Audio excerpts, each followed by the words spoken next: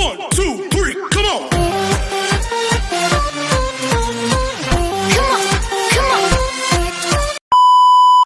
Hello beautiful people! Welcome back to my channel. This is your Mama Sam. Hola mga amigo, amiga, kumare at kumpare. Kamusta kayong lahat? Sana lahat po kayo ay okay at safe ngayong araw na ito. At syempre kung ako naman ang tatanungin nyo, nakikita naman ninyo ang beauty ng Mama Sam ninyo. Fresh overload pa rin, di ba? Ganyan talaga kapag umiinom ka ng maraming vitamin C plus kumakain ka ng maraming banana. Dahil sa banana, mas nakakaloka ang ganda ng mamasam ninyo. Charot!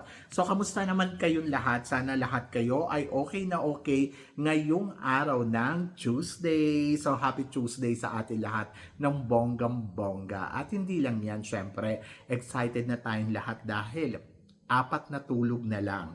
Siyempre, malalaman na natin kung sino nga ba ang tatanghaling bagong Miss Universe Philippines. Are you excited, guys? Kasi siyempre, ako talaga sobrang excited na ako.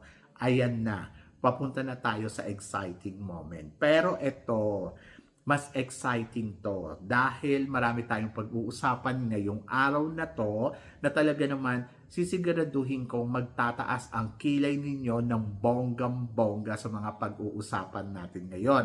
Pero syempre, bago ako tsumika, gusto ko munang magpasalamat sa walang sawang tumatangkilik dito sa Mama Sam Vlog, araw-araw, lagi-lagi. Maraming salamat po sa pagmamahal at support na binibigay ninyo. At syempre sa mga makasolid na makamamasam dyan, talaga namang grabe. Maraming salamat, guys. Kaya naman, syempre, mga hatid nating chika ngayon, talagang pinainit ko ng todo at grabe, mag-iinit talaga ang ulo ninyo. Kaya guys, wag na nating patagalin ang ating mga chika. Para sa una nating chika, Reyna ng supranational nasa Pilipinas. Anong reaction natin dyan? Well, ang reaction ko dyan ay bongga. Napaka-bongga kasi syempre Reyna siya ng supranational. Hindi naman to yung unang niyang pagkakataon na pumunta ng Pilipinas. Ang alam ko ito na yung pangalawa kung hindi ako nagkakamali. And then, napakaganda din ng salubong syempre. Andiyan dyan si Miss Supranational third runner-up na si Tara Valencia. Nakakatuwa. And then, of course, nandiyan dyan din syempre ang reigning Miss Supranational na si Katrina Ligado na magkukumpit nga this coming June dito sa Miss Supranational. And then of course, naniniwala ako na mabibigyan ng chance ang ating pambato na masungkit ang corona ng syempre Miss Supranational. At naniniwala ako na malay mo, eto na si Katrina Ligado na ang susunod na reyna, di ba? And then ayun, so sobrang tangkad ng reyna ng Miss Supranational. Parang feeling ko kaya siya nandiyan dahil baka a-attend siya ng Miss Universe Philippines. Dahil syempre, di ba, ang appointed queen ay magagaling nga sa Miss Universe Philippines. Tingnan natin kung nandiyan siya. And then, ayun, sobrang happy ako for new Tara Valencia at saka si Katrina Ligado dahil nabigyan sila ng pagkakataon, lalo na si Katrina, advantage to sa kanya kasi syempre para alam mo yon, makitaan na nila ng bonggang ano mo yon, tip. So para makita na nila kung paano mag-ano si Katrina Ligado as a reyna ng Pilipinas, di ba? Yung alam mo yon kung paano niya i-welcome. So ako happy ako for Katrina Ligado dahil syempre, 'di ba, malapit na ang competition niya and then maganda to na alam mo 'yon, nakakasalamuhan niya ang reigning Miss Supranational. So, 'yon. And congratulations syempre sa Supranational and welcome to the Philippines. So, 'yon. So, nakakatuwa. At para naman sa sumunod nating chika, eto nga pinag-uusapan ang pambato ng Thailand para dito sa MGI All-Stars na si Tarina Botes. Ano daw ang masasabi natin at reaction natin sa kanyang bagong photoshoot? Well, ang masasabi ko dyan ay ang sexy-sexy niya. Alam naman natin na talaga si Tarina ay talagang palaban pagdating sa mga ganitong photoshoot. And then of course, I'm so excited na sa makikita natin sa kanya for the Supranal MGI All-Stars na malapit na next month na. Tignan natin kung ano yung transformation na gagawin niya para sa competition. At nakikita ko, isa siya sa mga dapat nating abangan at tutukan dahil napakalakas ng laban ng Tarina Botes dito sa competition ng MGI All-Stars. Napaka-sexy. So, tignan natin kung paano siya aariba. Ako nakita ko to noong Miss Grand Thailand at talagang nagbago na talaga yung kanyang katawan ngayon. Mas pumayat, mas sumexy, at feeling ko mas palaban. Kaya looking forward ako kung ano ang ipapakita ni Tarina Botes dito sa competition ng MGI All-Stars. So parang feeling ko isa siya sa mga magpe-penetrate ng bonggang-bongga. Diba? So, tingnan natin kung ano yung larong gagawin niya dyan. And then, syempre, bukod kay Tarina Botes, ito, pambato ng Pilipinas na si Emelda Sweihart. Aha. So, umariba kaya? Ay nako, ngayon pa lang nararamdaman na natin yung eksena nito ni Emelda at meron siyang ginawang bagong video kanina na talagang oh my gosh, naluloka ako kasi talagang naghahamon ang Emelda sa competition ng ng MGI All-Stars. At sinasabi niya nga dito na, Papa Nawat, are you ready for the intrigue? Diba? So alam naman natin na maintriga ang Emelda. Pero naniniwala ako na ang Emelda ay sobrang excited na para sa magiging laban niya sa MGI All-Stars. And I hope na sana mapansin si Emelda ng bonggang-bongga sa mga ipapakita niyang execution or drama or eksena dito sa MGI All-Stars. Ngayon pa lang talagang paandar na ang lola mo at gumagawa na talaga ng ingay para sa magiging laban niya for MGI All-Stars. And looking forward ako for Emelda kung ano ang magiging eksena niya very soon sa competition na to. So, malakas si Emelda. At nakikita ko na, alam mo yun, masyado siyang palaban para sa laban niya sa MGI All-Stars. And looking forward ako kung paano nga ba siya aariba ng bonggang-bongga sa magiging eksena at ganap niya sa competition ng MGI All-Stars. So, yun yung abangan natin kung paano siya magpapapansin ng todo-todo at sana mapansin ni Papa Nawat, no? And then para naman sa sumunod natin chika, Mr. Nawat and Vina. So guest for the Miss Universe Philippines. So darating sila sa May 1 at babalik ng Thailand for May 3 na. So anong chika natin dyan? At para naman sa sumunod natin chika, Papa Nawat and Vina eksena sa Miss Universe Philippines. Anong chika natin dito? Well, ang chika ko dyan ay bongga dahil syempre, di ba, parang ang alam ko every year ang iniimbitahan natin ay yung Miss Universe Queen. And then ngayon ay pupunta ay si Vina at saka si Mr. Nawat. Anong eksena to, di ba? So ako para sa akin, dalawang iniisip ko dito. Una, dahil siguro hindi available si Fatima, ang Miss Universe, kaya hindi siya makakapunta sa Pilipinas. And then, si Vina yung parang magre-replace or magre-represent because she's a first runner-up in Miss Universe. And then, kasama niya si Papa Nawat. Pero dalawang klase ang iniisip ko dito. Pwedeng good and bad. Good kasi parang sila yung magre-represent para sa Miss Universe. Bad kasi baka mamaya ay maging apekto sa Pilipinas yung magiging laban ng candidates natin dahil 'di ba hindi nila inimbitahan si Fatima tapos inimbitahan nila si Vina.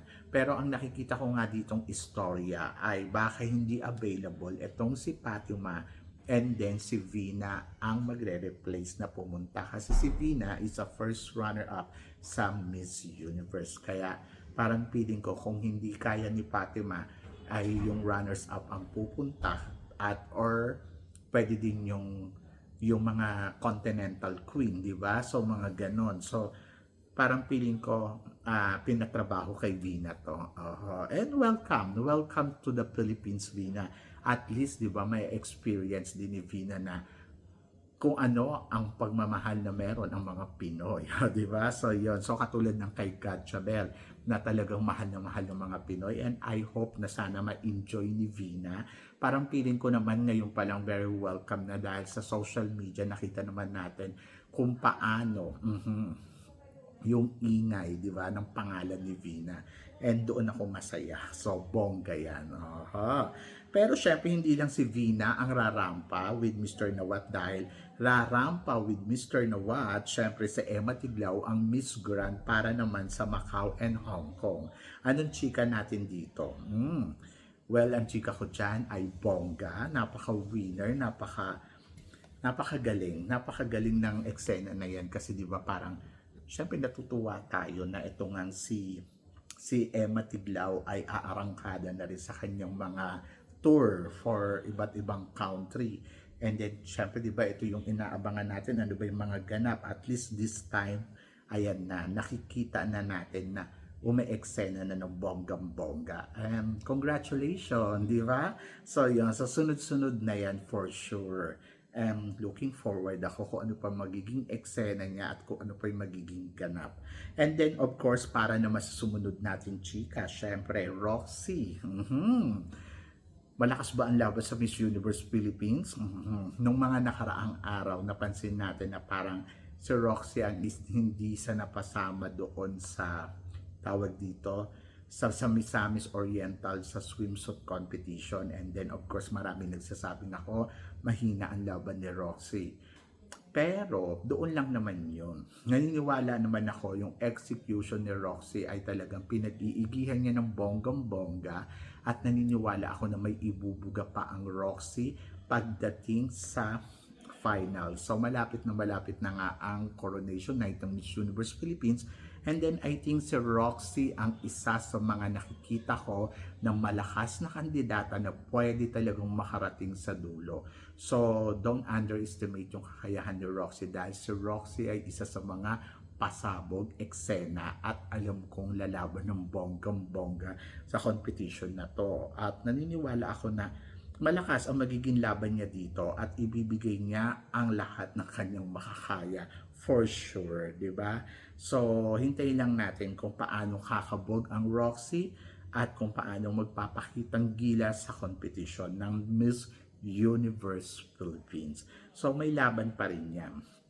And then, para naman sa sumunod natin chika, pambato ng Taguig, handa nang makipagpukpukan para sa coronation night. Anong chika mo dito, Mama Sam? Ako parang tingin ko naman, always prepared naman itong si Taguig sa lahat ng mga pinapakita niya dito sa competition ng Miss Universe Philippines. And then parang feeling ko talagang handang-handa siya para sa coronation night. Kung confident ang pag-uusapan, alam natin na meron siya nun. Malaki ang kumpiyansa niya sa sarili niya. At naniniwala naman ako na talagang ibinibigay niya ang lahat ng kanyang makakaya, di ba? So ako, para sa akin, good shot yan sa magiging laban niya dito sa Miss Universe Philippines. And nakikita ko na isa siya sa mga kakabog na reyna. So ako, para sa akin, possible na panalo, possible na hindi. Pero sabi ko nga, kung hindi niya makukuha ang Miss Universe Philippines, pwede naman na ibigay sa kanya yung Miss Cosmo dahil fit na fit doon si Taguig. Kung hindi man ay pwede din maging supranational, di ba? So hindi natin alam, malay mo, di ba? So wish all the best para kay Taguig at naniniwala naman ako na aariba yan ng bonggang-bongga. Konting-konti na lang.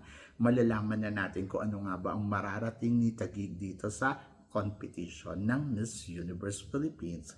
And then, para naman sa sumunod na chika, ito nga, Vina, invited na sa Philippines. Paano naman si Fatima?